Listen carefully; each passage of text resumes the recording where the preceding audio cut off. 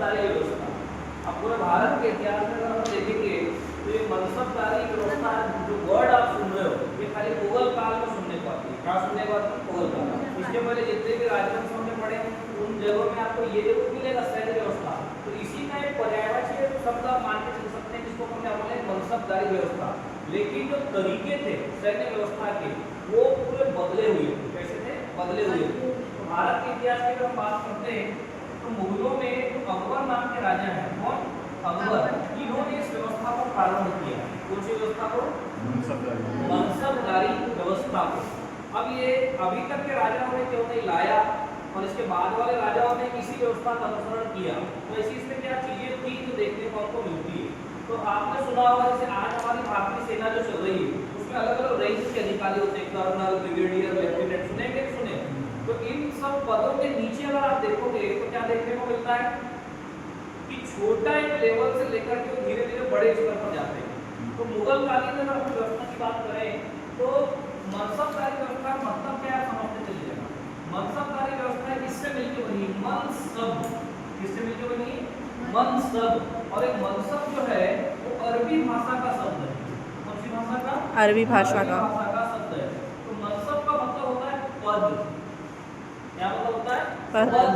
और जो व्यक्ति इस पद को धारण कर लेता है, क्या कर लेता है? धारण करता है। मान लीजिए इंडियन आर्मी की हमारी वैकेंसी निकली, हमने एग्जाम दिया, सिलेक्शन हो गया, हमने ज्वाइनिंग कर लिया, तो सबसे पहले पूछते हैं अरे यार कौन से पद में ज्वाइनिंग किया? पूछा जाता है कि नहीं पूछा जाता है?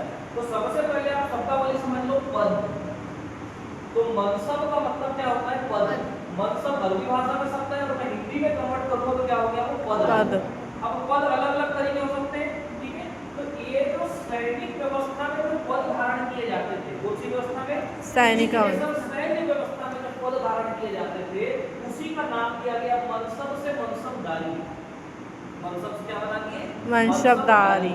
और जो व्यक्ति पद को धारण कर लेता था उसको मनसब बोला जाता था।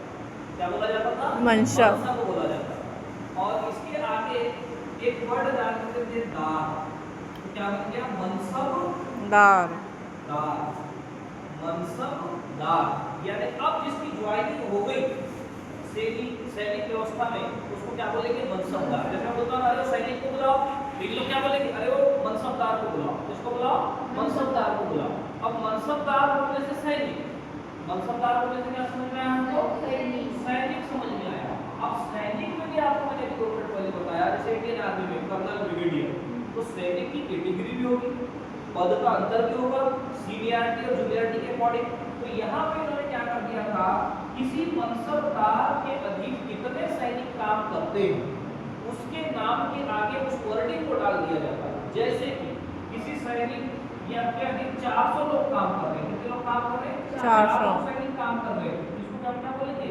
अकबर ने फलाने व्यक्ति को 400 का मनसब प्रदान किया। ये आप जब रीड करेंगे तो आपको कई स्थानों पर पढ़ने को मिलेगा कि मुगल काल में अकबर के समय फलाने रितेश को 400 का मनसब प्रदान किया गया, मानसी को 800 का मनसब प्रदान किया गया। इसका मतलब यह है कि उस व्यक्ति के अधीन कितने लोग काम करेंगे, कितने लोग काम करेंगे जितना उसके नाम के आगे लिखा होगा। ठीक है? तो अब क्या बोल बता रहा हूं मैं, मुगल काल में अकबर भैया ने एक व्यवस्था चालू करे जिसका नाम है मनसबदारी व्यवस्था। मनसबदारी व्यवस्था में मनसब का मतलब होता है पद। पद को धारण करने वाला मनसबदार, अपनी भाषा में सैनिक, क्या बोलेंगे? सैनिक। और पूरी सैनिक व्यवस्था को मनसबदार से बनती है क्या? मनसबदारी। ठीक है? अब ये अरबी भाषा का शब्द आपको ध्यान देना चाहिए, इसकी शुरुआत भी अरब में हुई थी। कहाँ हुई थी? अरब में। और मुसलमानों में पहले पूरे इस्लाम जगत का जो सबसे प्रमुख पद होता था उसको खलीफा बोलते थे। क्या बोलते थे? खलीफा। तो एक इधर के खलीफा थे अब्बास सईद। कौन? अब्बास सईद। इन्होंने इस व्यवस्था को सर्वप्रथम पूरे विश्व में प्रारंभ किया। कौन सी व्यवस्था को? मनसबदारी व्यवस्था को।